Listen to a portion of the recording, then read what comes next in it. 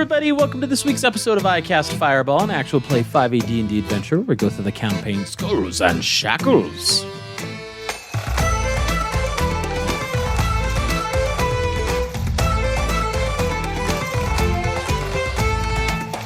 I am Thomas, your DM for this adventure, and around the table we have Lieutenant Ignis Harkon, Maximus Shans, Chozo Lebec, Ataraxia Kalian, and Buster Bilgewater. Last we left our adventurers, they had defeated an eldest of the first world, the Lantern King himself, splitting forms, making multiple copies of himself, angered by the unoriginality of our crew. Through their attacks, through their jests, he was just so mad. He was just so mad and just burning the rest of the crew alive, it seemed like, and just came out swinging, but the crew didn't back down. They fed in to their camaraderie, to their union together, and their desire to free Ataraxia, his mother, and they came out on top. Friendship truly came out on top here. And with the chains broken from Ataraxia's bargain, that's where we join our adventurers on this week's episode of I Cast Fireball. So, with the Lantern King literally imploding on themselves, the metal rings bending, warping, disappearing from sight, chains falling from your neck, Ataraxia, the magic allowing you to breathe, knowing you are no longer bound. You're immediately met with a yell from your Fey food cart. Addy boy, where are you? Addy! Hey, guess what? We just got rid of our contract. Your mother crawling from the rubble. As you recall, a lot of the carts were reverse gravity. Oh, yeah. Ah, yes. She goes, Addy, help me up, boy. Help me up, please. I go rushing in, and Chozo also goes rushing in to help. No. Yeah, and Ataraxia, as soon as Chozo comes up next to him, he's like, Mom, have you had a chance to talk to Chozo yet? He's like the coolest guy. I think he was a really good addition to this group. Addy, as she grimaces as you help her to her feet, she's standing a little... She's in pain. Something has happened. And it's not quite clear the extent of the damage that has been done to her. She is able to stand, but only with the help of you or Chozo or both of you. And she just, she grasps at your chest and your clothing, and with almost a panicked face, she goes, Addy, did you feel the sever? We're no longer bound. We're not bound anymore. Yeah, and we can't have you being hurt right now, so I think I need to do a little bit of cure wounds right now. Oh, okay. Let's see what spell slots I got left. I've still got a 5th level cure wounds left. Why not? I mean, my mom probably doesn't have a ton of hit points, though. Spend them if you got them. Yeah. Mechanically. Yeah, let's just go with a nice 4th level cure wounds real quick. All right, while you roll that, Max, you had something? Max, in defeating this god creature, really, really wants to find a souvenir. Nice. That's his whole MO, is having souvenirs from the monsters he's slayed. So Max would like to immediately start trying to look for something that has been left by the Lantern King. Maybe a piece of those metal orbs that were rotating, just something. He needs a souvenir. Go ahead and roll an investigation check. Ah, suck a duck. I'm terrible at those. He did explode. Implode. He exploded. Implode. And that is going to be 24 hit points back to my mom. That's a critical fail. That's so sad. No. This is the one thing he does, is look for these things. Do you have an inspiration? I used it in the battle. If you Use didn't use it in the mine. battle before, I didn't need it what in the battle. are you doing? What am I doing? I'm immediately Use mine. because Use with a it. critical Find it. fail Find because it. he exploded. Max is immediately looking toward the sky, waiting for it to fall down, whatever exploded. So like as everyone else is like probably picking up pieces of what's actually there, Max is just like waiting to catch whatever falls. No, and use my nothing's gonna inspiration. Jake, find a spot. Mickey is thrusting her inspiration into your dice tray. I will try and roll again. Thank you. Gosh. And 24 to your mother, Ataraxia, healing points, yes? As she breathes this sigh of relief, she still clutches to you and, like, is treating one of her legs pretty gingerly. She still needs the aid of you to kind of, like, stand up. She probably could stand on her own, though, but it's more comfortable to rely on you or Chozo for the time being. Yeah. So, Max. That's a 10. 10. Yes. Okay. It's a straight roll. I get no pluses or minuses. I have a 0 to investigation, so 10. As you were the one to deliver the final blow, you were able to see the whole thing take place. And at first, you're like, was there something that flew in the air that I didn't see? You come over and Ignis sort of smacks the back of your head with congratulation of like, good on you, good on you. And you look down on the ground. And there is, smaller than your palm, but bigger than your finger, a shard of metal. A single shard. A single shard, if you will. This single shard, you can see just intricate carvings on it. The carvings that were lit up when the Lantern King was alive, when the Lantern King was here in front of you, seemed intricate, but it's almost like the light overpowered it. You look down and there are hundreds of tiny etchings into this thing. Hundreds. Some are there's one large rune, and there are just hundreds of tiny, tiny runes like scattered all about. And then it's just like, oh, well, pocket that. And you've got it in your pocket, your inventory, and above your head it goes. Oh, I know immediately what I want to do with it. All right. Max is going to take that shard of metal. He's going to be like, yes. He's going to take his crossbow, and he's going to put it down, and he's going to take just probably a knife or something that he has. He's going to ply out the sight of the crossbow, and then he's going to take that metal piece and slam it into the crossbow so that metal shard, that single metal shard, has now become his sight for his crossbow. Sick. Ooh, snaps. Incredible. Snaps. That's cool. Buster, you were a goldfish not too long ago. Yeah, Buster's just sitting down, just like, okay. You tanked like 2 Lantern Kings at the same time. Yes, that was In fact.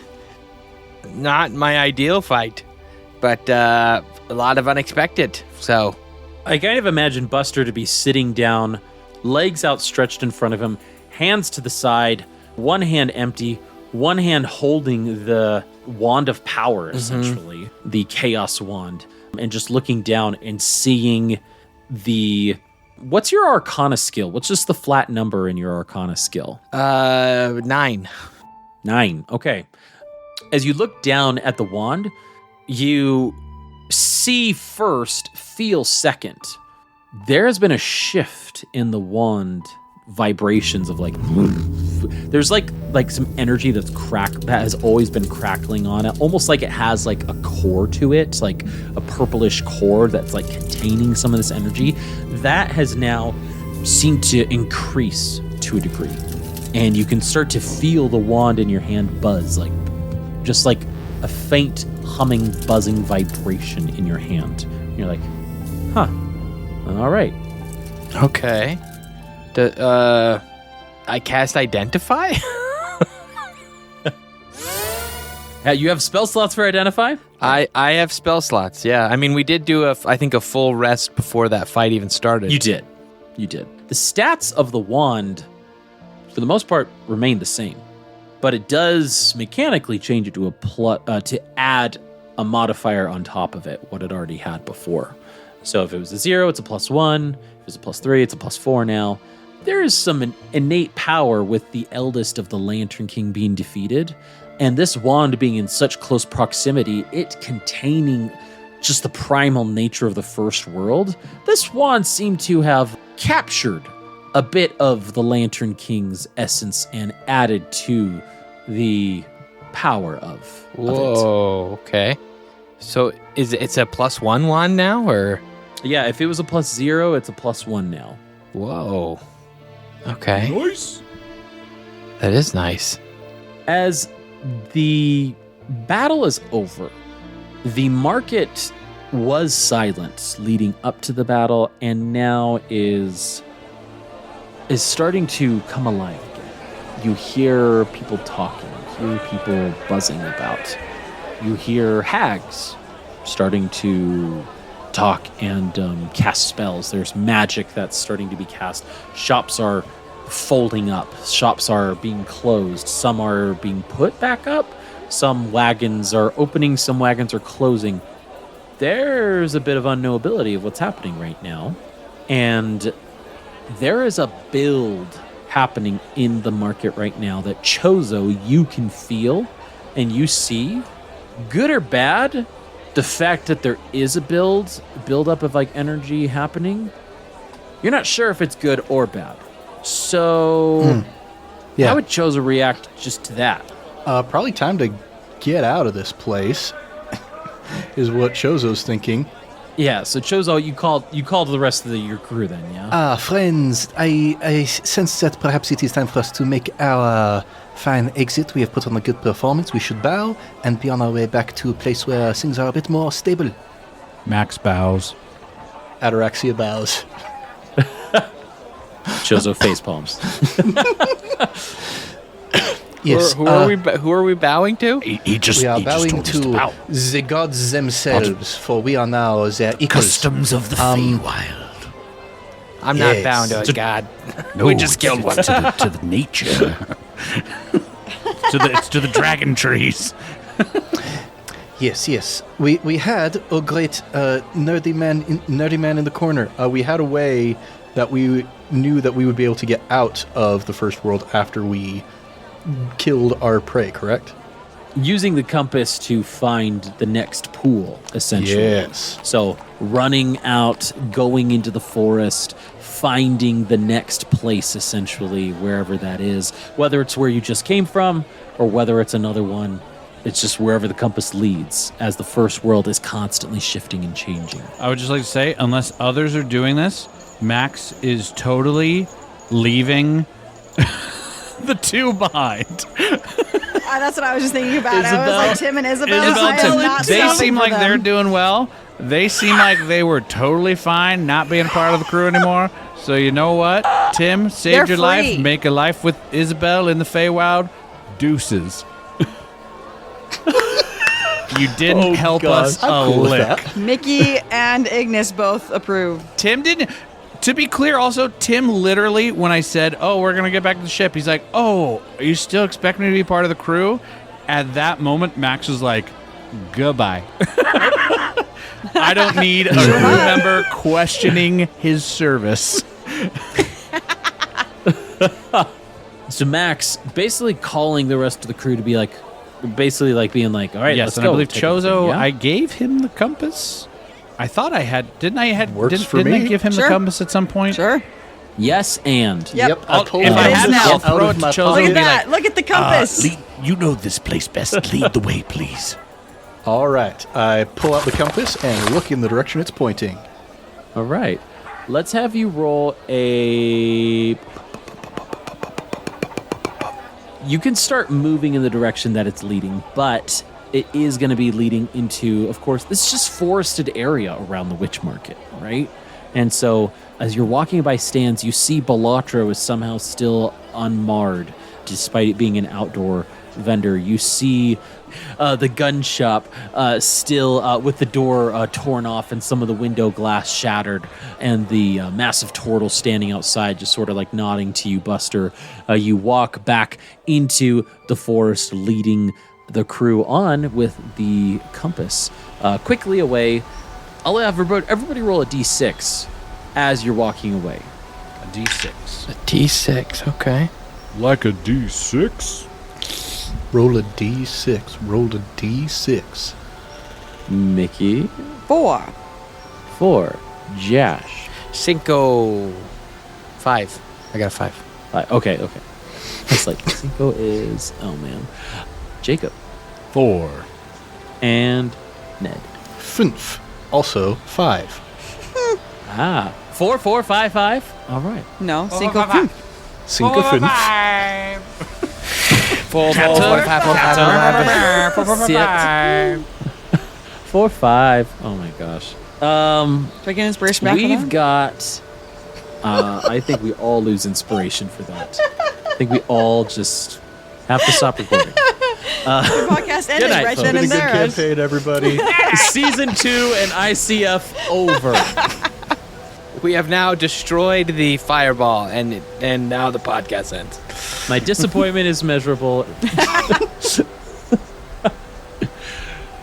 You walk through the forest as you get some looks from some of the more established residents of the Witch Market. There are actually like 3 hags that Ataraxia you can see from way over, like on the far side of the Witch Market. They're talking to each other, and as all of you are about to leave the Witch Market, they just kind of look at you and your party leaving, and they don't do anything. They're just looking. And it's like they just know. They have this knowledge that you did big things here. Probably because they saw you do big things here. But you know, They just know 'cause they're they saw looking in your direction. They just know because it was pretty public. You know. Yeah. Yeah, that part where we actively challenged the Lantern King in his own domain. I mean, In it the worked. middle Called of them the out. market. Yeah. It worked. Yeah. Yeah. Buster's just going like, "You're welcome. You're welcome. You're welcome." No need to thank me. Yeah. But nobody follows. There's not necessarily a reverence that's given to you, but there is some deference given to your party as you pass on into the forest, and you're left unmarred, unchecked as you continue to move forward. I'm going to need some survival checks here. All right. Oh, the ranger has survival checks. Not me. Surrender, maybe. Plus Not my 0 negative over 1 here. to say that- survival. Yeah. We can do some aid here if we would like. Chozo, you are the one technically with the compass, but yeah. Yeah, Chozo is using the compass to point Max in the right direction, and Ataraxia is going to toss out a bardic inspiration. He's going to start Yes. singing "On the Road Again." I have proficiency with navigation tools, but not these kind of navigations. Not land navigation There's tools. no My sea. There's no world. sea involved. Yeah. I can do land vehicles. Am I a land vehicle? My legs are land vehicles. That is a D&D quote. I can do land vehicles. Am I a land vehicle? Oh man, put it on the quote board there. Max, what did you roll with advantage and bardic Oh, inspiration? with advantage. Yep. Yes. That is a D10 bardic inspiration. That's and bardic inspiration with D. Oh my god! Oh, that number's so high. What a Oh my wonderful gosh. world. 24. I see trees of green. I see trees I of see green. dragon tree. That one talks too. Yeah, we see all these trees turn back into Dragonborn after we kill the Lantern King. Just an army of dragons. Just the trees are going Dude. to war. Yes. Future Mickey. I don't know what's getting into this episode, but it's a joy to record. 24 for survival.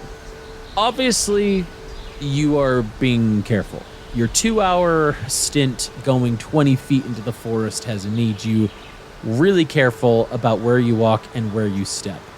It is difficult, though, even still, to navigate. The DC was a 23 that you had to beat. Because the Lantern King has been defeated, there is so much chaos that is happening around you, all of you.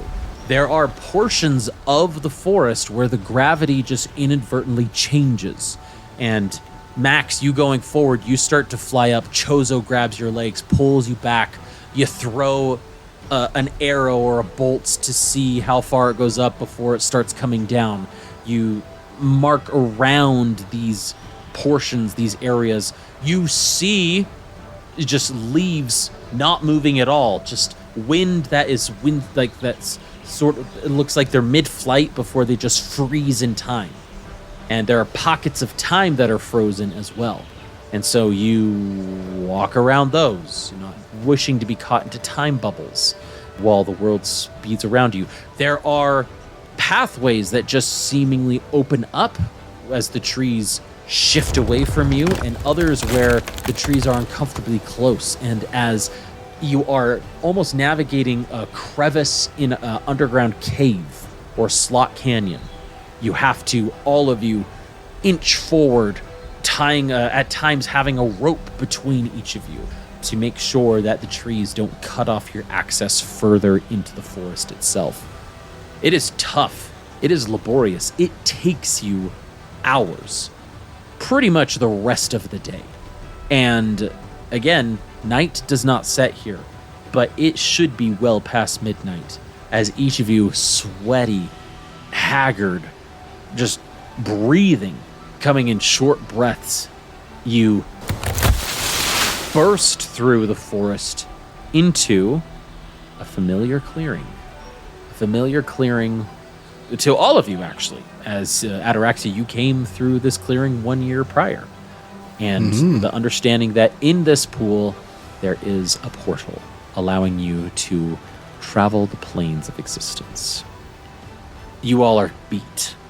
Because you were so successful with your DC, none of you have any exhaustion, but you will absolutely need to have a full night's rest before trying to planar travel. Sure. Okay. Let's do it. A somber camp that sets up for the night with your bedrolls, with moss that you might collect to as a pillow, with the birds chirping, refreshment. Ataraxia, your mom pulls out a few chalupas. As like, nice. Do they bite you? Max, you are very wary, Max, of your chalupa, of course. You stab it first before you take a bite into it. Bite it before it bites you. I do. I stab it. But there is a moment of reprieve from the chaos that has been your downtime in the first world, and also the battle, the gauntlet that you just ran, having the battle with the Lantern King and navigating the chaos and unpredictability of the first world. You are left in a circle looking at each other to reflect on what has happened. Ignis, your contributions in the battle of defeating an eldest godlike entity, grappling with that, coping with that. Buster, having led the charge despite your weaknesses and despite your insecurities yourself to save your friend, your captain, Ataraxia, and his mother. Max, you rising up in an even greater way into that leader, into the role of captain.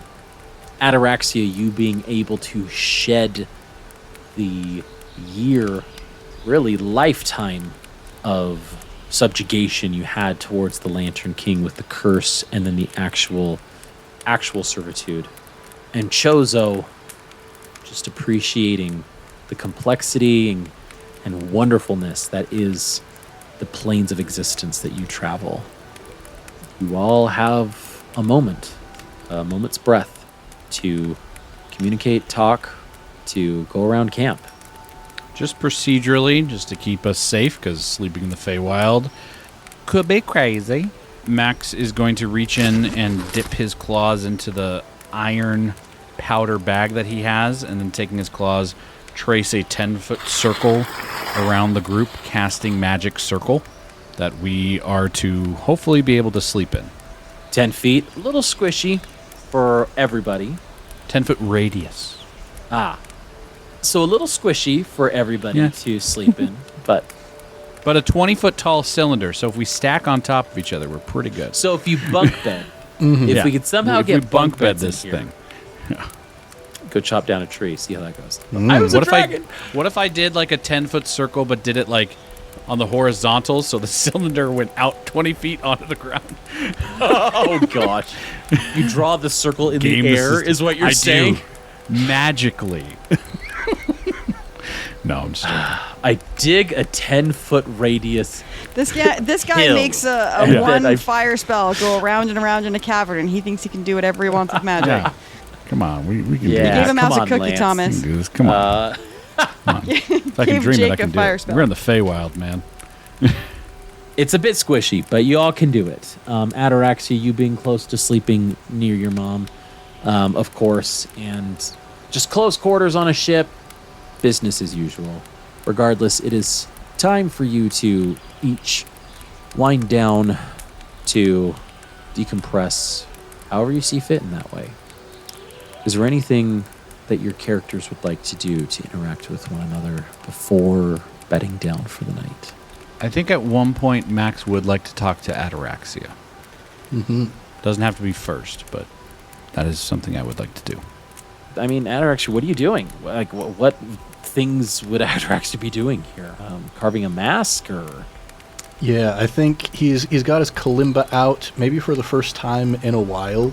He's been so busy just cooking chalupas all day, not much time to play music. So, yeah, just relaxing by the fire with the friends and just having a good old time making some music. Ataraxia, What's up? would you mind taking a stroll with me? Not into the woods. Not gonna do that. Just around this meadow. Works for me, dude. As they're walking, after a little bit of time. What are your plans, young man? Well, plan number 1, get back to the material plane. That's pretty cool. Good start. Good start. Yes. Good start. Last time I checked, still had a sister living back in Absalom. I mean, it's Yes. only been, well, I mean, who knows how long it's been on the other side once we finally get back, but she's probably eager to figure out where me and Mom are and want to let her know that we're okay. But man, there sure are a lot of loose threads still hanging off the back of the satyr song, aren't there? Oh, we keep it pretty shipshape. I don't think there's a lot of threads going on right now. I mean, Yeah. oh, I understand. Yes. I just wanted to throw it out there. We started this adventure planning to rescue our captain. And in the meantime, I was made interim captain Good idea. to be able to guide us. Yeah, whoever decided that, props to them. That's debatable, but thank you. Fate. No, it's really Buster, but yeah. Nice. Going along with that, though, I've had a time to reflect as we've gone along this adventure to find you, to make sure you're safe, and then to free you, as it will, from the grasp of this thing. I don't want you to feel obligated. This whole time, he's usually referred to him as Captain or Ataraxia. He's just going to be like, I mean, you're just a kid, Addy. Yeah, I mean, That's a lot to put on a kid that especially has access to all emotions to come back to a pirate ship. Not only that, to possibly be expected to lead that ship. That's something I don't want you to feel a burden of. yeah, I am just a kid with 11 levels of bard under my belt. Yeah, that doesn't add trauma. That just doesn't account for. I mean, you are quite powerful. It is true, but you also have life to live. And we're fine having you back on the ship. I'm not saying not to. I'm just saying, like, we started this whole enterprise by freeing ourselves from a situation without choice. I didn't want you to feel like you didn't have choice. And that is why you are a good captain. Well, my first mate would disagree. But she's learning. Well, yeah, that's another thing I've noticed is all 3 of you are different people now than you were when I left you. And from your perspective, I've only been gone for like a week. You learn a lot in a week. It feels like months of recording. Just saying. You don't say. I mean, like, yeah, I had a lot of baggage that I brought with me onto that ship, and so did all of you. And I think it would be really cool if you guys could be relieved of some of that baggage, and you all did a huge solid by helping me with mine. So I think it would be cool if I could help you guys with yours, maybe. Would you like to be captain again? Nah, dude, that's... authority is whack. I don't like it. Nope. Max, like, hard no. Like, 2 seconds of that, Max is like, oh, that's awesome. And then the next second is like, wait, I'm the authority now. Wait, do I have a mutiny on my hands? Oh, crap. No. Dude, you can handle all the, like, bossing people around and deciding who lives and dies and all that kind of stuff. I am so cool just, like, keeping morale high and doing magic stuff. And I'm trying to remember, we left... Yes, I was still around when we left Fish Guts back with Lady Smythe. So maybe I can help Vector make some, like, actual decent food now that I have some experience in the food service industry. That'd be great. Tim was, like, next in line, but he's got his life here now. It's been a good 12 hours for him here. He seems set. Yeah, I'm sure that's all of the foundation he needs for the rest of his life. Completely well informed, and power to him. Gotta be spontaneous sometimes. Oh man, it reminds me of this play that I used to watch back in Absalom about Romeo and Juliet. And it's a great play. I saw that coming a mile away. Yeah. I haven't heard of that one. Mickey's facepalm might have been the hardest. I've not heard of that one. That sounds a little droopy. Buster does want to talk to Ignis. I don't want to interrupt this conversation, but Well, we could use a cabin boy. Nice. Does that mean Thomas is getting demoted? Thomas died. He really wasn't pulling his weight that well.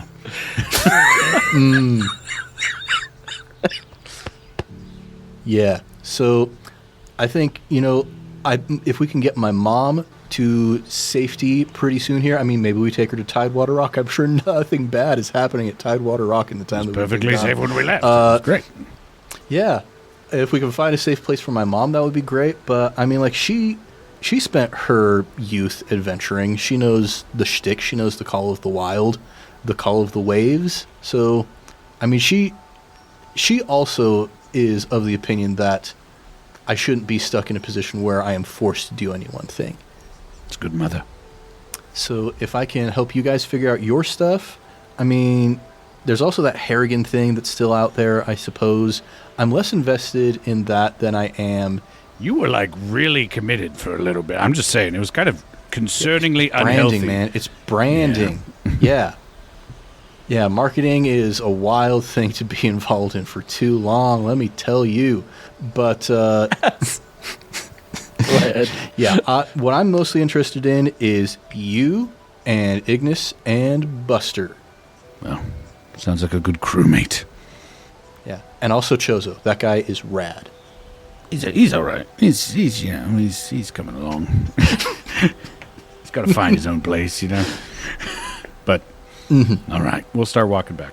As the details of this conversation and status close down, we jump over to Buster, who has just begun a conversation with Ignis, or I imagine like we've camped out, right? And we're kind of Buster's just like while people are eating or something. I mean, typically that's when he and Ignis would usually get kind of FaceTime was over a meal.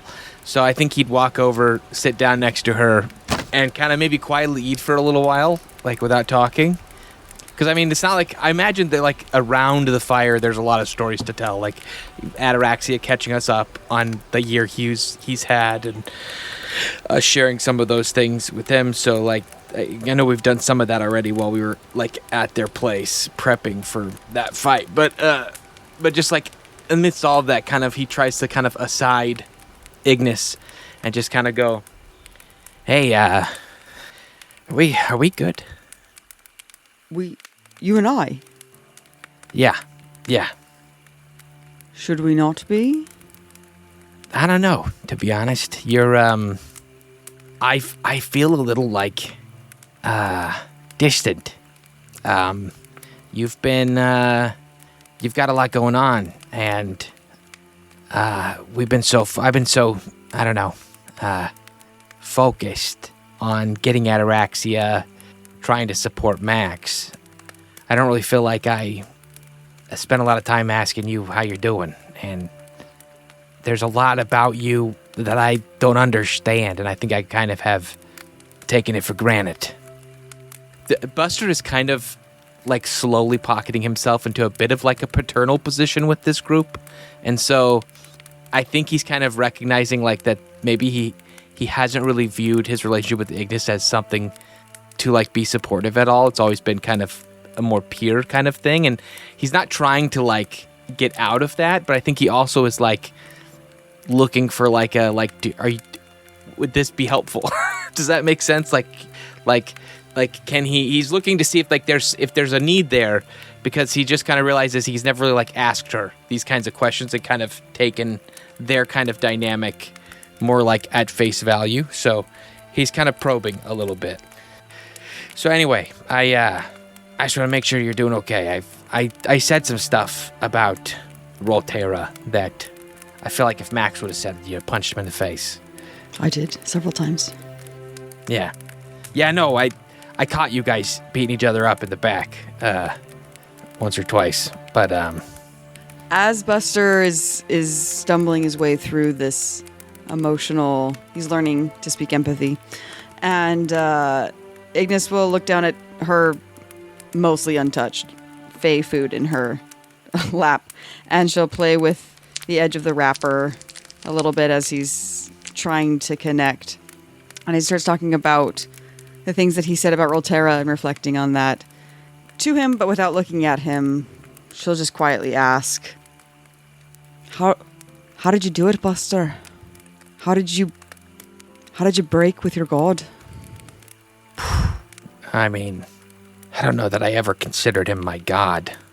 It's kind of, I don't know. Were you born into Rolterra, like, or was it something you came to? The angels of Rolterra have always been in her service. We just were granted mortal form.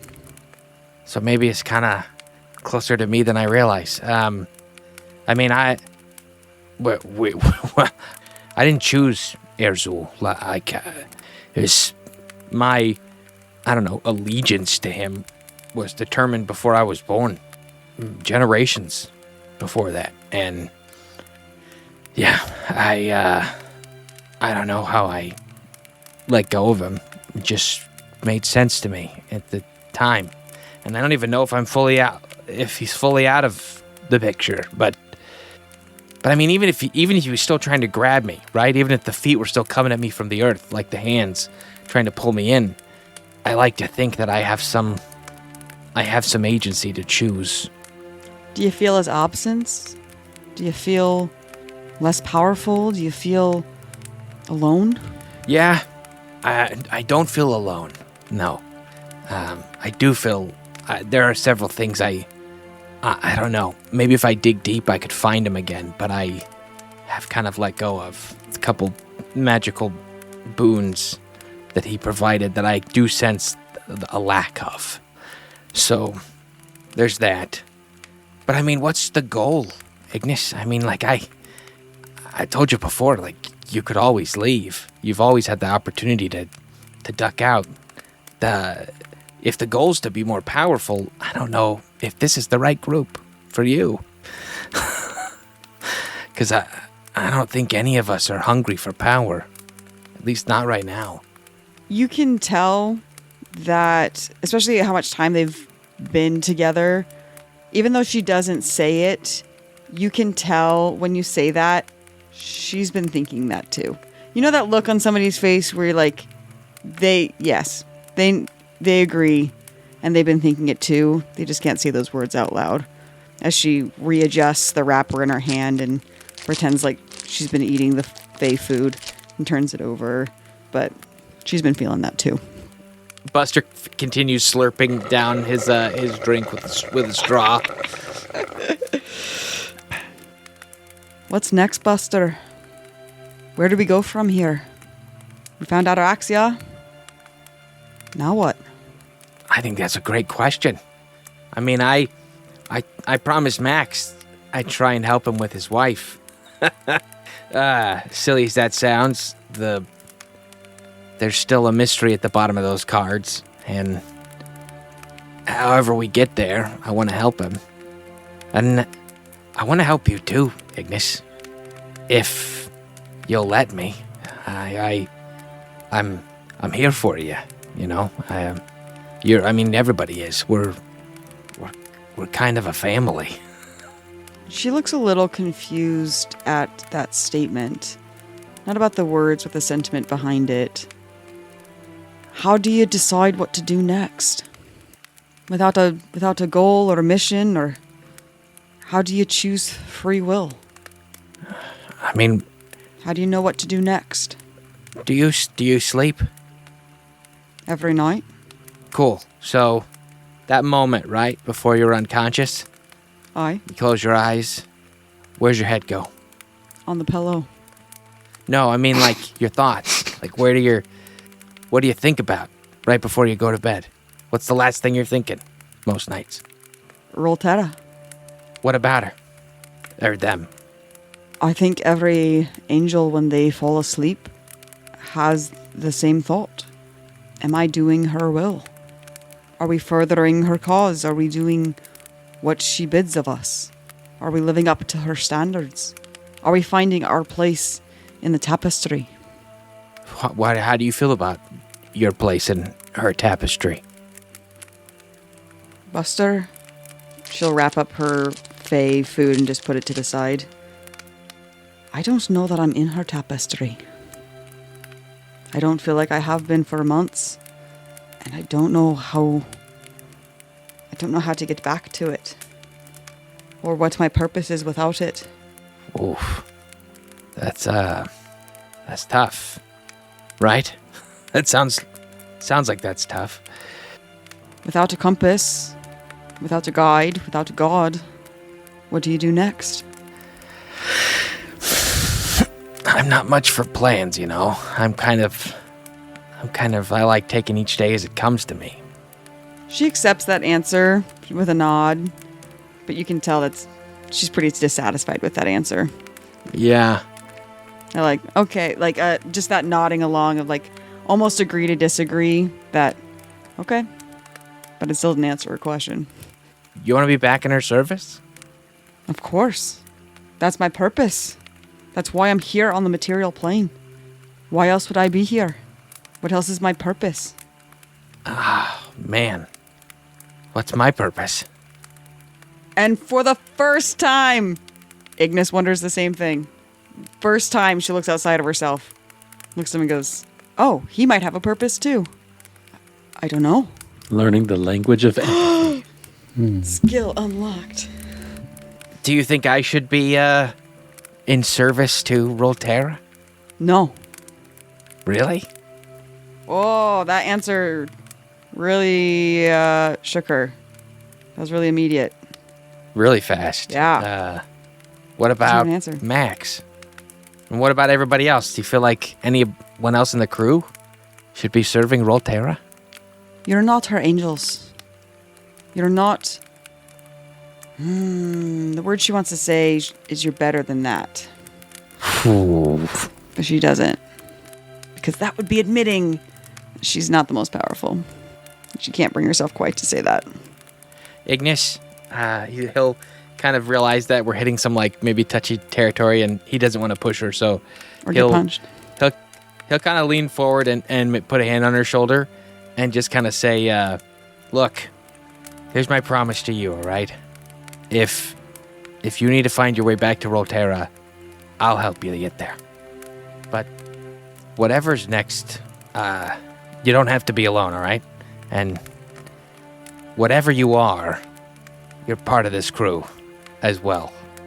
So, anyway, Ignis nods in acknowledgement of that, and thinking about the crew and the next steps, she looks across the fire and sees Chozo, and kind of unceremoniously stands up and leaves the conversation to go talk to Chozo without saying goodbye. Okay, all right. Good talk. Yeah. Good talk. Yeah. Yeah. No, I feel like she and Buster are comfortable with an Irish exit, Yep. Am I personally as a person? Absolutely not. But she is. and he'll grab the bit of food she left and open it back up and finish it off. And then it turns into a mimic. And he's no, I'm just. Oh, did I not tell you And that so I took Chozo- Max's food? And so Chozo, it sounds like Ignis heads over to you as you are. Do you keep your vestige, the current vestige that you've got, or now that in preparation to leave, have you reconfigured your vestiges here? Yeah, the vestige thing happens in the morning, I want to say, after I finish the long rest.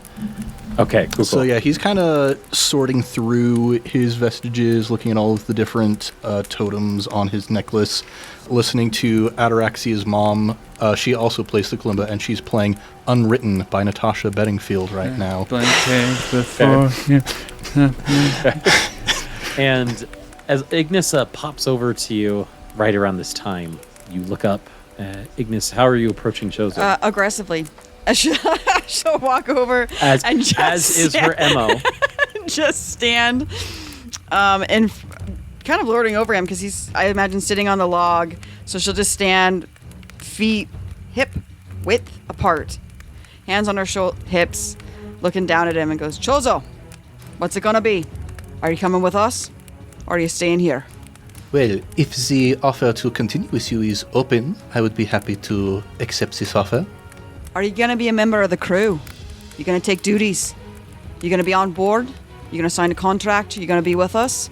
Or are you gonna leave at the next port? We're trusting you to be here. Are you gonna be here for us? I will swab the decks, should you wish. I will help with the cooking in the kitchens, if need be. All these cooks, man. Too Too many cooks in the kitchen. Yes. Too many cooks. Okay. As he's listing it off, she's still standing there in her very aggressive stance. That's not what I asked.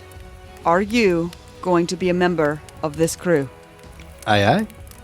I want to call for an insight check, but I want to explain what I'm inciting, because player versus player is a different thing. Of like, her real question is, Chozo has been alone and a drifter and kind of just hopping from one place to the next place as it fit him.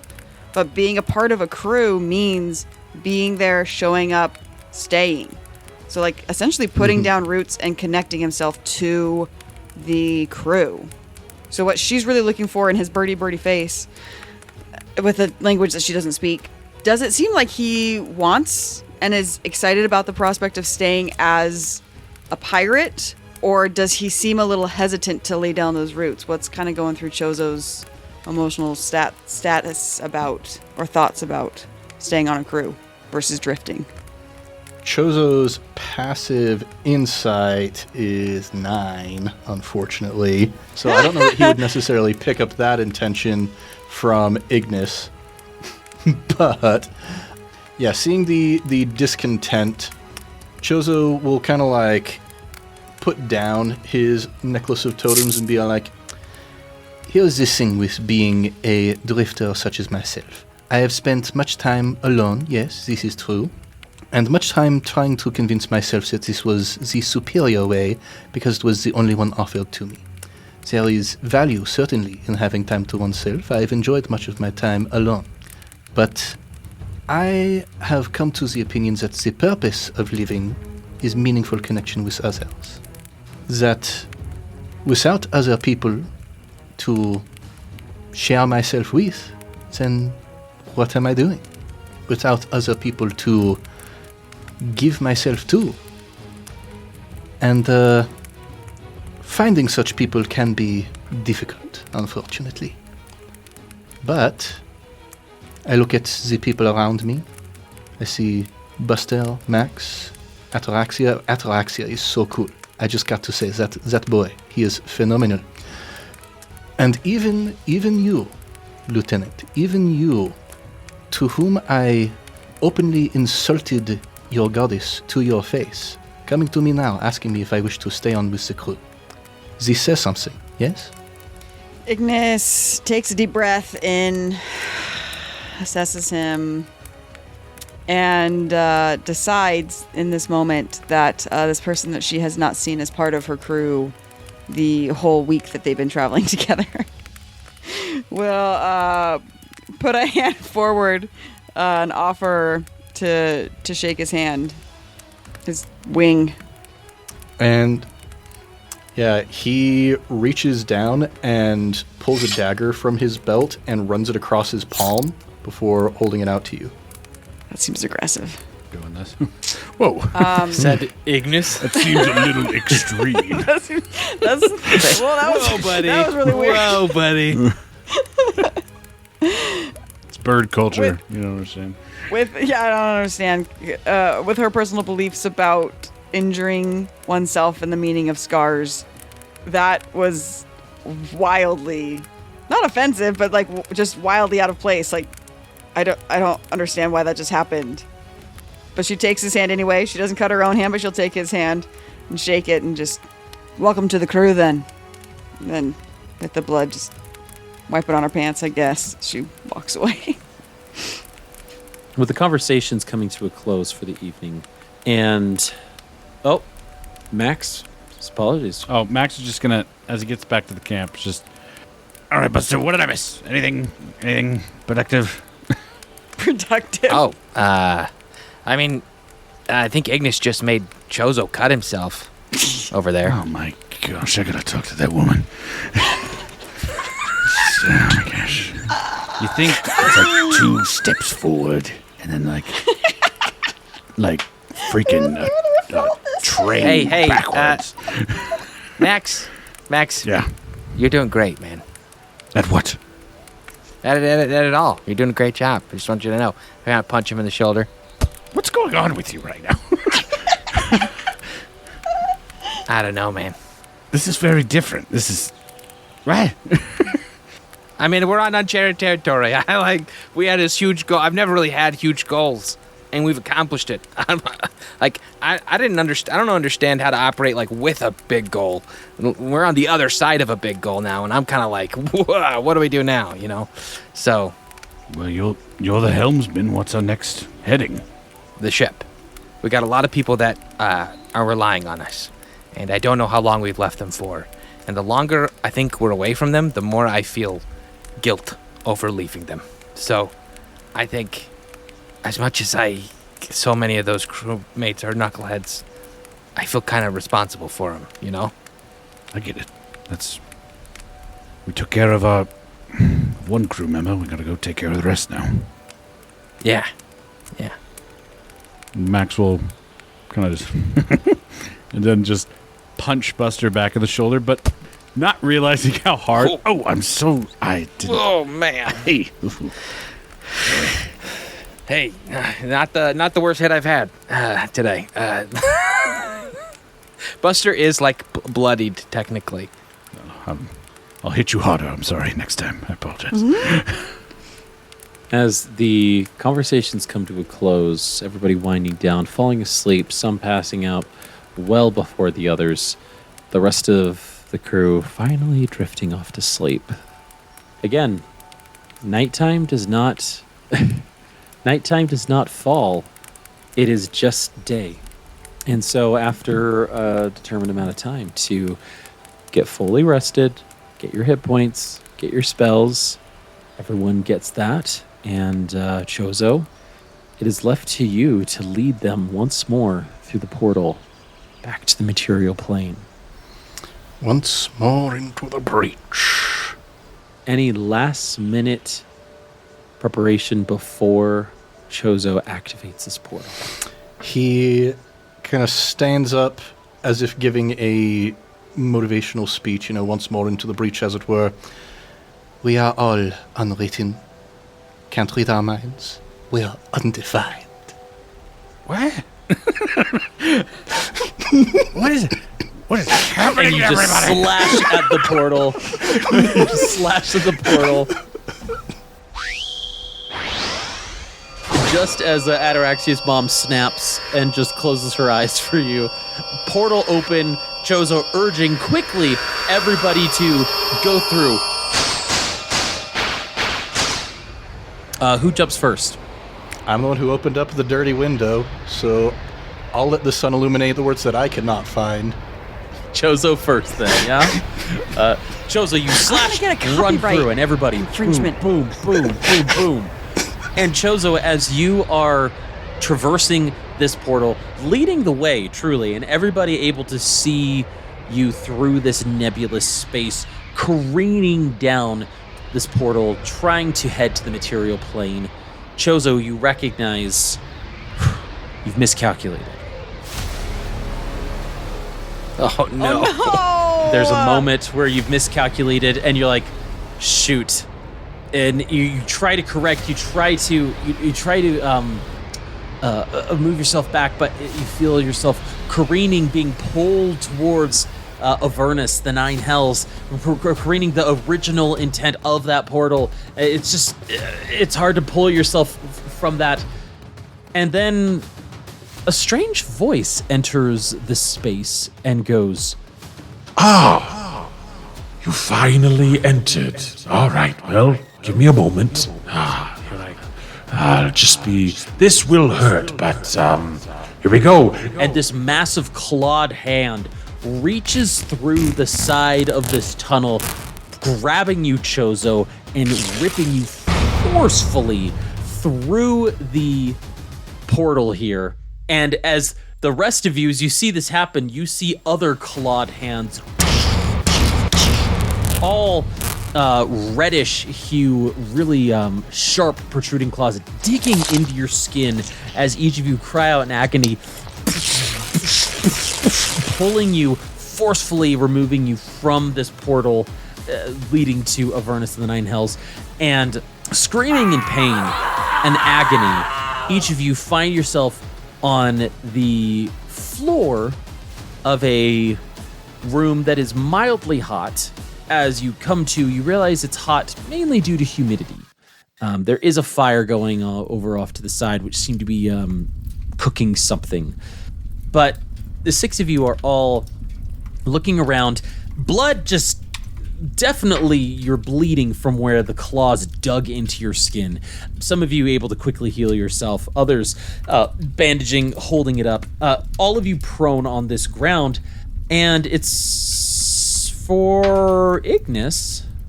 This is familiar ground. There is a rug from an animal close to the fireplace. There is a bed to the south side here. And you find that as you come to, you recognize this room as Lady Smythe's bedchambers. Oh, I recognize him too. Max is in there too. You started to describe it, and I was like, "Wait a minute! I feel like I remember this room as the listener." That's not good. But Lady Smythe is not standing above you. Yeah, I bet. It is a roughly humanoid creature with a mane of red hair. And the most notable thing about them is their golden skin, golden eyes, and two massive bowl-like horns coming out of their head. As they smile, a smile very similar to Max, filled with sharp teeth. This creature, devil, if we will, speaks to you and goes, Ah, yes. Smythe has been expecting you all this time, and she will be delighted to see that you have returned. And at Tidewater Rock, with way more questions than answers, that's where we're going to end this week's episode of I Cast Fireball.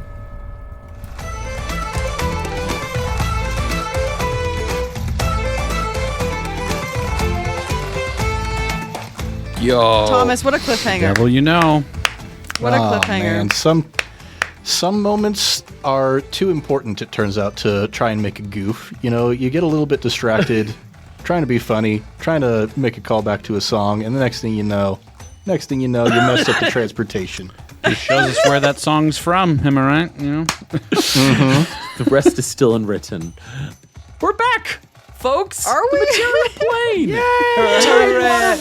Nothing bad will happen here. Nothing could possibly happen. We did it. I'm worried about the fact that, like, maybe Livy Smiley took care of this devil, and now he's in service to her. Maybe she should have been a harder opponent than we initially realized. We did kind of catch her for him, right? We That's did what I'm catch her off saying. guard. Oh, well, folks, as always, players, thank you so much for joining. Jacob, Josh, Mickey, Ned, and listeners, thank you for joining us on this fun interplanar travel campaign, which we loosely call the Skulls and Shackles campaign.